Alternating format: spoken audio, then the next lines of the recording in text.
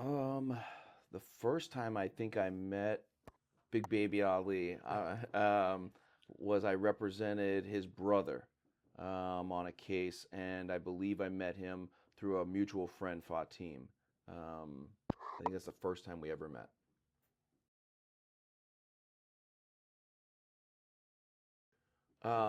In this instance, what there was a newspaper article that was released where the snitch, this Duclair clown, told, and they were looking for Gregory Warren. So the story came out. It was undisclosed that it was him, but you could tell by the way they were framing it up, it was him. So he came here, we met, we talked about it. I mean, it was clear from day one that this was so blown out of proportion. But we literally started preparing for the march that day, and that was 6 months before he was ever even charged. He was always good. I mean, we met a lot, we talked a lot. You know, Deshaun is one of those clients that keeps it professional, always did. And then, then unfortunately they put him into jail, and then we'd go over, we'd visit, we'd talk. I think in jail, a lot of the guys, when you come out, they want to talk about their case, but it's like a break from the block. So we sit there and talk, and we would go through every topic from football on. But it was always very professional. Yeah, and I think the one thing that we always were pretty clear on, because they never even really offered us because they knew that we would never take it, but they offered his co-defendant a deal that if he would testify against them or give a statement against him, they would give him some patty cake deal. And they never even extended that to us, but we knew. So I actually reached out to the prosecutor and wanted to know why no deal was extended to us.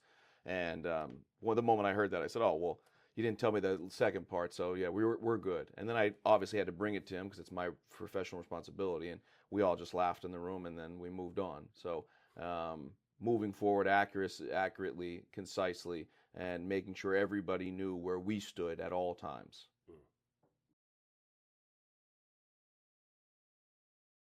Yeah, I think I say the same thing every time. I tell people, save your money and post the bail. Don't come here and give me your money, post the bail. I always feel better when the client's out for two reasons. One, for me as a business person, I'd rather the client be out because the client's who's responsible for the bill. You have a million people when you go to jail to line up to say, hey, I got your back, I got your commissary, I'll take care of your lawyer. And as time goes on, I've seen both relationships, professional, personal, marital, they all go in the toilet. Very few people stand true and tall through all that process. There's a lot of talking in the beginning.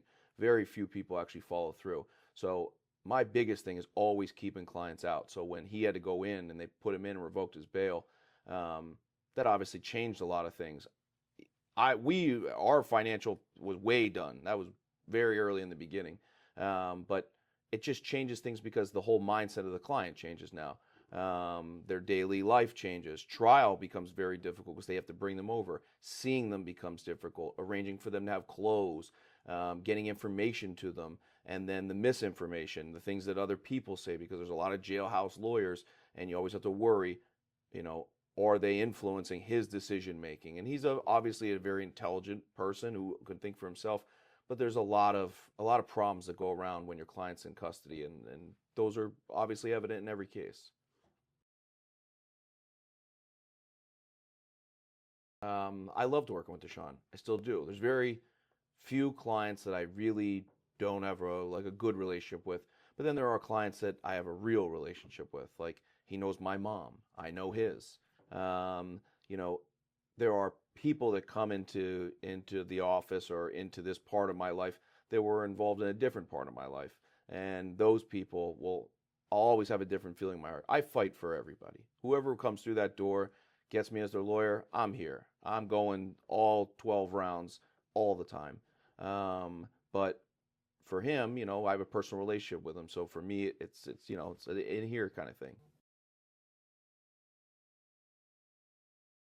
Well, the good part about Deshaun is he was a business owner, right? And he's a business-minded person.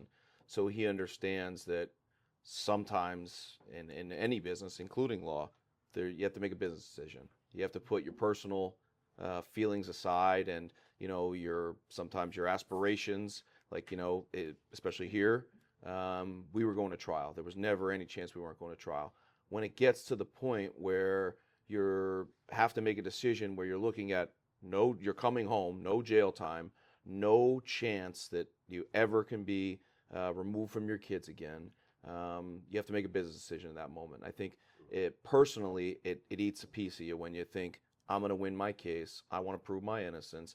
And then you get to a point where it's like, well, the deal's too good not to take. And that's the businessman in him. So he was smart enough to say, I see the evidence. I know the evidence. I know what we have. I know what we don't. And for us, it was always a trial. But the risk to my family, my kids, his boy Warren, who got the benefit of the deal that he took a deal. So now they gave Warren a deal. I mean, a lot of people benefited from that.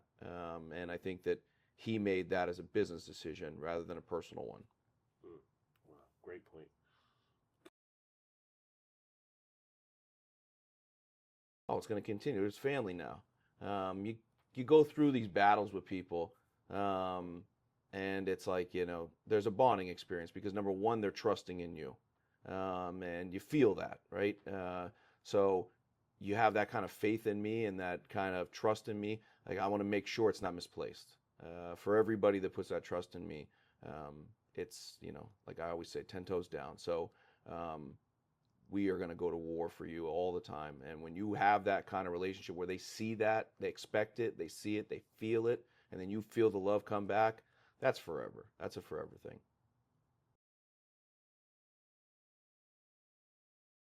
I think I followed him on Instagram even before this. I know I did. Um, and I've listened to stuff that he put out, and then he actually sent me something that was like an unreleased final cut, and I did listen to it, and I let the girls listen to it too. And I mean, I like it. It definitely hits.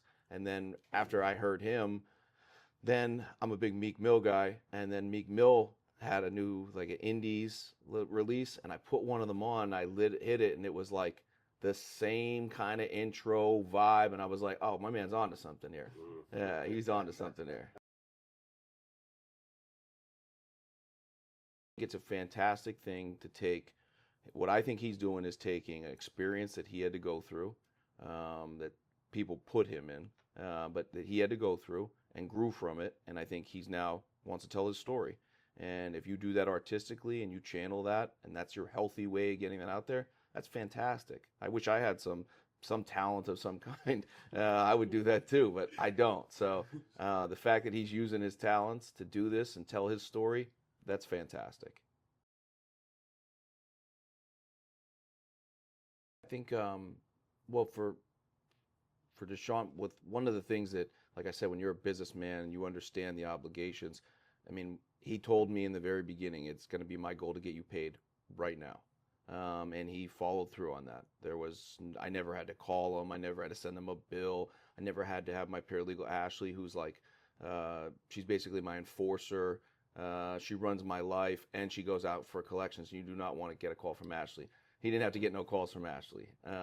He was consistent, and it would be a payment today, then a payment again tomorrow, maybe another one tonight. I mean, he was consistent. He wanted to get me out of the way, get his financial obligation done, and he's a true businessman. And I appreciate that because I always tell people I can't chase you for the money and be your lawyer. I just can't do both, and I can't be distracted. And I was, with him, it was no distractions. It was always business.